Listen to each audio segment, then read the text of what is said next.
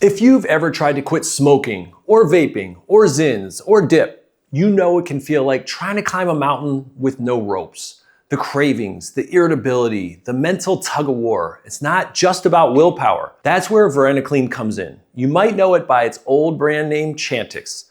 It's not nicotine replacement. It's something entirely different. And for many of my patients, it's been a total game changer. Even though the old brand name Chantix is discontinued, the generic form Varenicline is back, and the concerns that led to its temporary pause years ago have been fully resolved. I'm Dr. David Danish, a double board certified psychiatrist specializing in child, adolescent, and adult psychiatry, and I've helped so many of my patients get off of nicotine. I prescribe Varenicline to thousands of patients, and so let me walk you through what really matters, what works, what's tricky, and what to watch out for. So what exactly does Varenicline do? And how is it different from patches or gum or other quit smoking aids? Varenicline binds to specific types of nicotine receptors in your brain, and it has a unique double action there. First, it blocks nicotine from delivering that rewarding buzz, that reinforcing addictive aspect when you do imbibe nicotine in any way, smoking, vaping, etc. This makes relapse much less appealing. Second, it lightly stimulates those same nicotine receptors so you don't crash into full withdrawal when you do stop getting that nicotine in. That means fewer cravings, less irritability, and more control. I often tell my patients about it this way. It fools your brain just enough to feel okay without reinforcing the addiction. That's why in many cases, Varenicline works better than nicotine patches or Wellbutrin, also known as bupropion, especially if someone's tried to quit it before and struggled. Now, let's talk results, because this is where Varenicline really stands out. In a major year-long study, 1/3 of patients taking Varenicline were smoke-free at 6 months. That's compared to just 7% of patients who were on a placebo. Even a year later, 25% of those patients had stayed nicotine-free. That's a 4-fold increase over quitting without medication. It outperforms Wellbutrin, and it even outperforms nicotine replacement therapy such as patches or gum. And by the way, patches or gum can be used with this in some cases, and I'll talk about that in a little bit. Now, I want to emphasize here, and I will again, Varenicline works best when matched with coaching and quit smoking apps. If you and your provider decide to try Varenicline, here's the typical approach I follow. On days 1 to 3, do 0.5 milligrams once in the morning. Then days 4 to 7, increase that to twice a day. On days 8 and onwards, you're gonna do 1 milligram twice daily. You want to start at about 1 week before your planned quit date. That can be done even up to a month before your planned quit date. That way, it's fully active when nicotine leaves your system. Most people stay on it for 12 weeks, but if it's helping and you're not quite ready to get off of it, we can extend that another 12 weeks beyond that. And one tip that helps almost everyone, take it with food. That simple step reduces the nausea that can occur in some patients, especially in the first weeks that they're on it. The 3 side effects I tend to see most often. 1, nausea, stomach upset, in about 15% of patients. We can lessen that by taking it with food. 2, vivid dreams.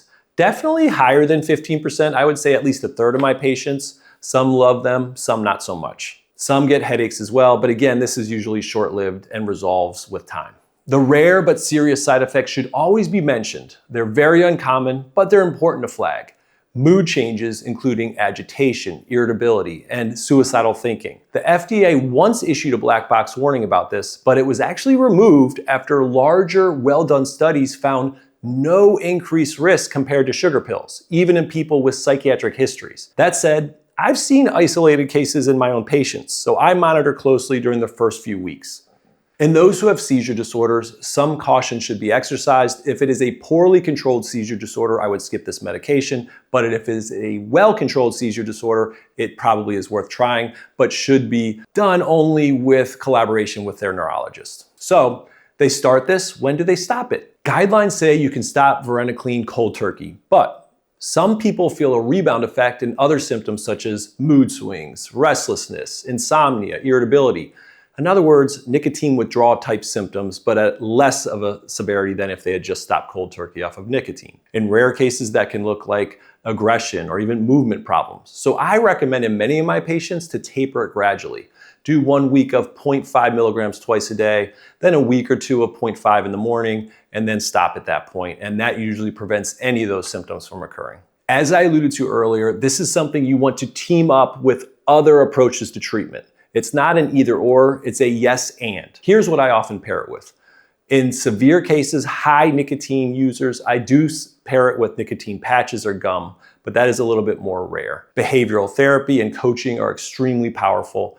And then there are great quit smoking apps available, and I'll be sure to give you some of those links. Supplements like N-acetylcysteine can help with craving, and magnesium supplements at night can help with sleep quality. This combo approach, internal brain supports plus external habit tools, dramatically improves quit rates. Here's my take as a psychiatrist who prescribes this often and to good success. I strongly recommend Varenicline for most people who are ready to quit nicotine in the next few weeks or months, especially if they've tried and struggled before. I typically start it anywhere from 1 to 4 weeks prior to their quit date, and I always warn patients about vivid dreams.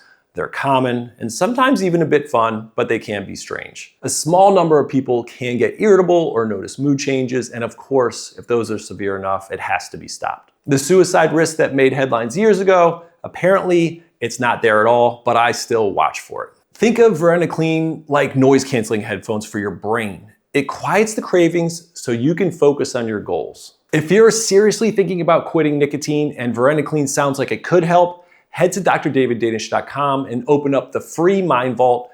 Inside there, you'll find a tapering guide that I've used successfully with real patients, extra tips on when and how to start Varenicline, and guidance on how to combine it with various apps or potentially nicotine patches and other helpful supplements. If this was at all helpful, please share it with some of your friends who may also want to quit nicotine.